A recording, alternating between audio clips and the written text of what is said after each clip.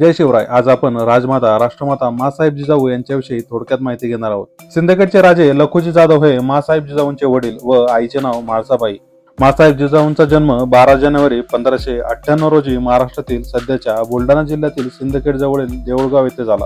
इसवी सन 1605 मध्ये जिजाऊंचा शहाजी राजांशी दौलताबाद येथे विवाह झाला. माँसाहेब जिजाऊ या सद्गुण, शौर्य आणि दूरदृष्टीसाठी ओळखल्या जात होत्या. त्या एक कुशल घोडेस्वार देखील होत्या. त्या अत्यंत कुशलतेने तलवार चालू शकत होत्या. निजामशाही, आदिलशाही आणि मुघलांच्या सततच्या स्वाऱ्यामुळे पुण्याची अवस्था अतिशय भीषण झाली होती. अशा प्रतिकूल परिस्थितीत त्यांनी पुण्याचा पुनर्विकास केला. सोन्याचा नांगर घडवून त्यांनी शेतजमीन नांगरली. स्थानिक लोकांना अभय दिले. जिजाऊंनी शिवरायांना पारतंत्र्यात सुरू झालेल्या आणि स्वातंत्र्यात संपलेल्या रामायण महाभारतातील गोष्टी सांगितल्या. स्वराज्याची शपथ घेण्यापासून ते महाराजांच्या राज्याभिषेकापर्यंत आईसाहेबांनी महाराजांना खूप मोलाचे मार्गदर्शन केले. अखेर 17 जून 1674 रोजी किल्ले रायगडाजवळील पाचाड गावात